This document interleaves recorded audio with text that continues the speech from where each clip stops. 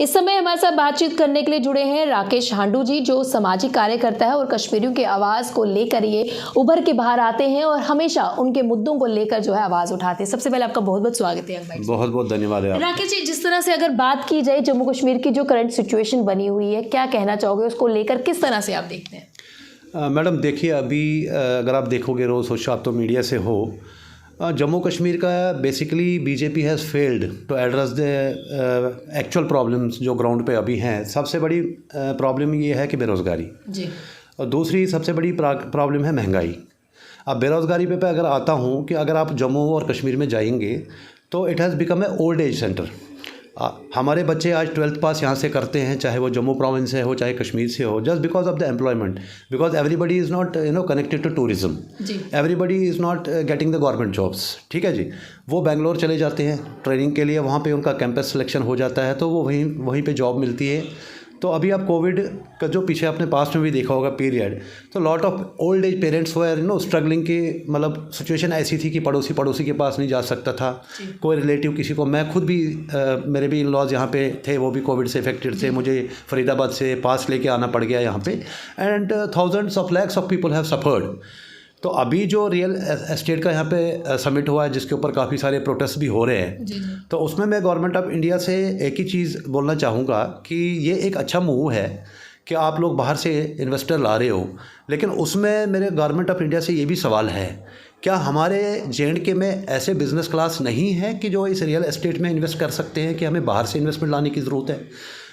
दूसरी बात, क्या ये गारंटी दे सकते हैं, एश्योर कर सकते हैं कि जो हमारे यूथ बाहर चले जा रहे हैं कि उनको सेम पैकेजेस और सेम अपॉर्चुनिटीज़ यहाँ JNK में मिलेंगी? क्योंकि जम्मू कश्मीर में अपॉर्चुनिटी नहीं मिलती, इसलिए जो जम्मू कश्मीर के बच्चे हैं वो बाहर जाते काम करने को मजबूर हो जाते हैं, क्योंकि बाहर एक्सपोजर ज़्यादा मिलता है। अगर जम्मू कश्मीर में मिलेगा तो कहीं ना कहीं जो जम्मू कश्मीर के बच्चे हैं वो जम्मू कश्मीर में काम करेंगे और जम्मू में काम करने के साथ साथ बाहर भी वो जा सकते हैं। मैडम यही कन्फ्यूजन है। अगर आप देखेंगे कि जो यहाँ पे 370 हटाया गया, 370 को मैंने जो देखा है अपने बचपन से, आज मेरी 55 साल की उम्र है, मैं कश्मीर में रहा हूँ। When migration happened I was around 23 years of as.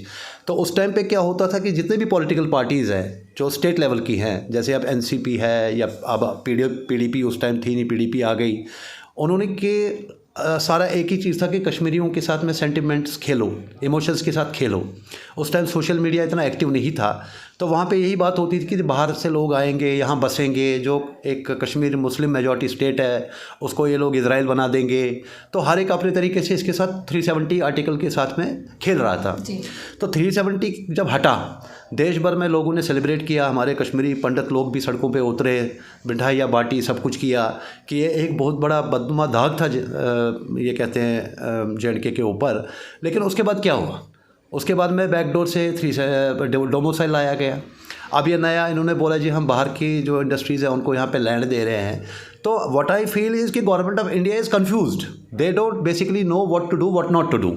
ये किसी तरीके से कश्मीर में जाएंगे तो आप अपीजमेंट पॉलिसी वहाँ पे चलती है। तो गवर्नमेंट ऑफ इंडिया को कहीं ना कहीं जो कम्युनिटीज़ हैं, जितने भी कम्युनिटीज़ का वो फ़ायदा या उनका बेनिफिट देख रहे हैं, उनसे बातचीत करने की आपको क्या लगता है ज़रूरत है, ताकि वो जान सके कि एक्चुअल ग्राउंड लेवल पे उन्हें ज़रूरत क्या है? मैडम उसके लिए मैं आपके माध्यम से मैसेज भी देना चाहूँगा, जो सेंट्रल गवर्नमेंट में हमारे BJP के खासकर मोदी जी हैं, अमित शाह जी हैं, जितने भी लोग हैं, इवन डॉक्टर जतिंदर सिंह जी भी हैं।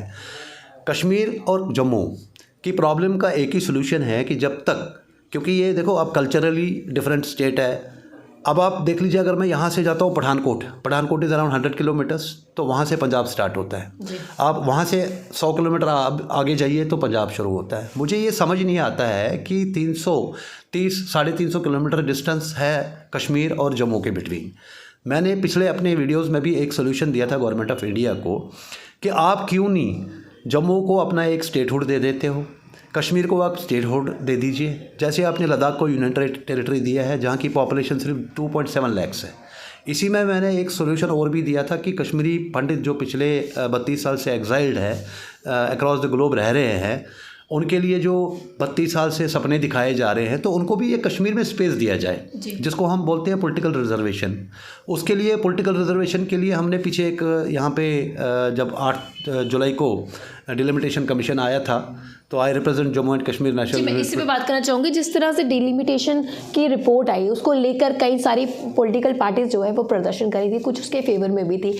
आपकी बात की जाए एज सामाजिक कार्यकर्ता, किस तरह से आप उसे देखते हैं और क्या लगता है जो ये रिपोर्ट आई है किस तरह से आप इसे देखें? इस रिपोर्ट का आधार नहीं समझ आ रहा है।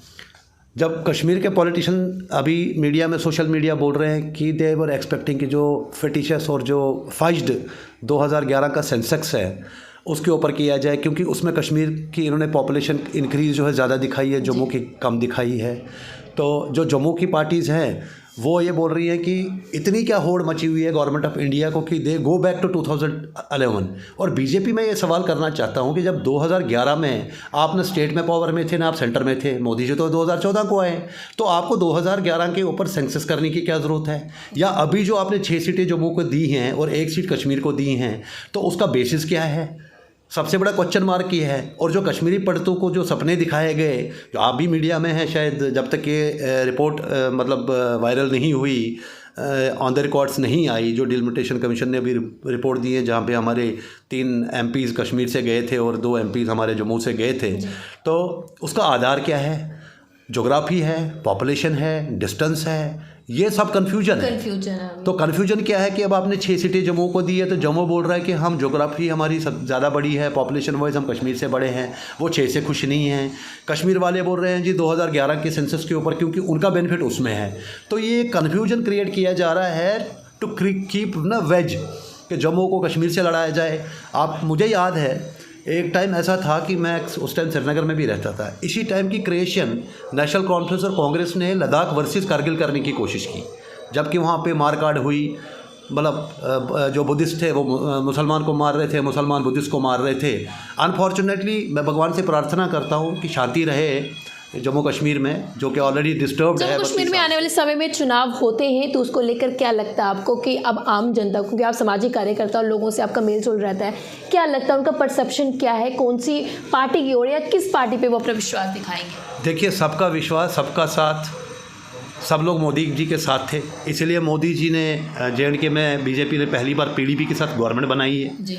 तो उसके बाद भी क्या हुआ सबके सामने है। वो एक बहुत बड़ा ब्लंडर था कि महबूबा मुफ्ती जो प्रो पाकिस्तानी स्टेटमेंट तब भी देती थी, एवं जब यहाँ पे बीजेपी की सीटें निकली थी और PDP मेजॉरिटी नहीं कह सकता हूँ, अच्छी सीटें निकाली थी उन्होंने, उस टाइम पे इट वाज अ शॉक कि जब मुफ्ती सईद ने पहला स्टेटमेंट दिया, ही थैंक्ड पाकिस्तान फॉर जो वहाँ पे परसेंटेज ऑफ वोटिंग कश्मीर में हुई। इस तरह के जो स्टेटमेंट्स आते हैं कि हमें पाकिस्तान के साथ बात करनी चाहिए, कुछ पॉलिटिकल लीडर्स जो है ऐसी बातें करते हैं, इसे आप किस तरह से देखते हैं? देखिए, पाकिस्तान से बात करने का तो कोई तुक बनता नहीं है। और सबसे बड़ी बात यह है कि मैंने एक इंटरव्यू देखा था जब मोदी जी इस देश के प्रधानमंत्री नहीं थे, गुजरात के चीफ मिनिस्टर थे, रजत शर्मा आपकी अदालत में उनसे ये पूछ रहे थे कि जब भी हिंदुस्तान में कहीं पे भी अटैक होता है, चाहे वो जो मुंबई में अटैक्स हुए या एवन हमारे पठानकोट में अटैक्स हुए, उस टाइम पे एक ही स्टेटमेंट होता था कि कांग्रेस क्यों रो रही है, ओबामा ओबामा। अरे आप ओबामा के पास क्यों जाते हो, पाकिस्तान जाओ ना। आज हमारे रोज़ पुलिस वाले मारे जा रहे हैं, कल भी 6 मिलिटेंट मारे गए। वहाँ पे 1 मरता है 2 पैदा हो जाते हैं, 2 मरते 6 पैदा हो जाते हैं। इसका एंड कब है?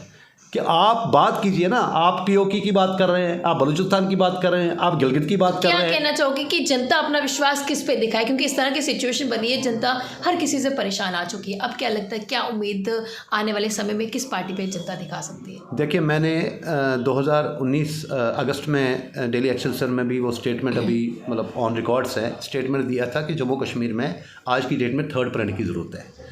Political parties have डिस्ड, whether it is BJP, Congress, PDP, national conference, किसी भी पार्टी की आप बात करो, they have backstabbed people of Jammu, they have backstabbed Kashmiri Pandits, they have even backstabbed Muslims of Kashmir। अब क्या साधन है इसका? उसका साधन यही है कि जो लाइक माइंडेड लोग हैं, सिविल सोसाइटी है, मुझे इस बात में कोई संकोच नहीं है कहने में, जिस हिसाब से अंकुर शर्मा जी एडवोकेट एकजुट जम्मू, उनको मैं इस मीडिया के माध्यम से बधाई भी देना चाहता हूं कि उनकी पॉलिटिकल पार्टी रजिस्टर हो गई है, जो प्रयास उन्होंने 2020 से शुरू किया था। तो he is the future of Jammu and I openly and I request people of Jammu कि they should come forward and support this dynamic and aggressive and knowledgeable person like Ankur Sharma, he is always for the welfare of Jammu।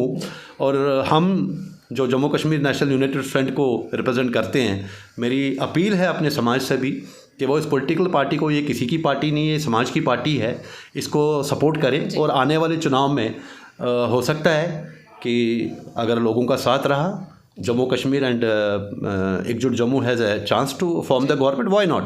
अगर मोदी जी PM बन सकते हैं, अंदर अरविंद केजरीवाल बन सकता है CM of, अभी आप देख लीजिए चंडीगढ़ के चुनाव, किसी ने सोचा भी नहीं कि आम आदमी पार्टी पहली बार वहाँ पार्टिसिपेट कर रही है और म्यूनसिपल इलेक्शंस में they got more than seats than BJP, Congress, Akali Dal. Change is always for better.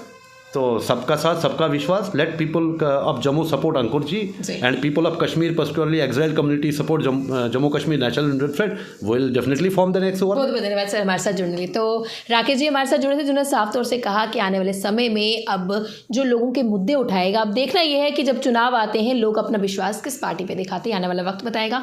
आप इस तरह से देखते रहे Young Bites. Video journalist Rajiv Gupta के साथ मैं पूजा ठाकुर, यंग बाइट्स जम्मू।